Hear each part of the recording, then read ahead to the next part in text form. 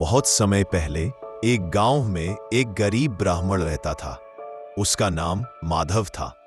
माधव भगवान विष्णु का परम भक्त था। वह हर दिन पूरे मन से भगवान की पूजा करता था। एक दिन माधव ने एक सपना देखा जिसमें भगवान विष्णु स्वयं उसके सामने प्रकट हुए।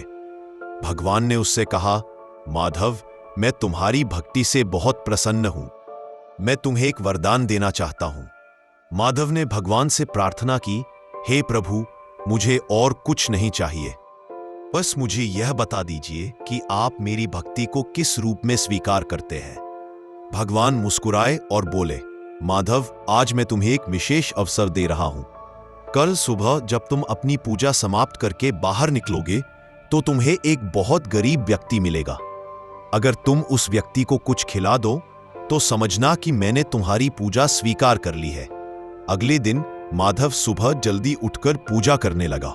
पूजा समाप्त करने के बाद वह भगवान के आदेशानुसार बाहर निकला। उसने देखा कि एक बूढ़ा, कमजोर और भूखा व्यक्ति उसके दरवाजे पर बैठा है। माधव ने तुरंत उसे अपने घर के अंदर बुलाया और अपने हिस्से का भोजन उसे खिला दिया।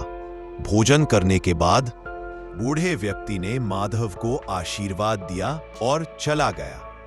माधव बहुत प्रसन्न था क्योंकि उसे लगा कि उसने भगवान की इच्छा पूरी कर दी है। लेकिन तभी भगवान विष्णु फिर से माधव के सपने में आए।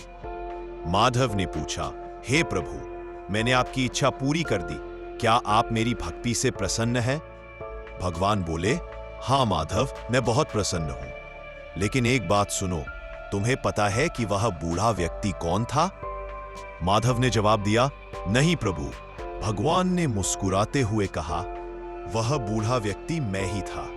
मैंने तुम्हें यह जानने का अवसर दिया कि सच्ची भक्ति सिर्फ पूजा करने में नहीं, बल्कि जरूरतमंदों की सेवा करने में है। जब तुम किसी भूखे को खाना खिलाते हो, किसी गरीब की मदद करते हो, तो वह मुझे ही भोजन कराने और मेरी सेवा करने के बराबर है। माधव की आंखें खुल गई। उसे यह समझ आ गया कि भगवान सिर्फ मंदिरों में नहीं, बल्कि हर इंसान के दिल में वास करते हैं। इसके बाद माधव ने अपना जीवन गरीबों और जरूरतमंदों की सेवा में लगा दिया और वह हमेशा प्रसन्न रहा। इस कहानी का सार, भगवान को खुश करने का सबसे अच्छा तरीका दूसरों की मदद करना और निस्वार्थ भाव से सेवा करना है। सच्ची भक्ति पूजा पाठ से कहीं बढ़कर दया और करुणा में। भक्ति सिर्फ मंदिर तक नहीं, बल्कि हर इंसान के दिल तक है। अगर आप भी इस बात से सहमत हैं तो अभी सब्सक्राइब बटन दबाइए और हमारी इस यात्रा का हिस्सा बनिए। साथियों, और मिलते हैं अगले वीडियो में।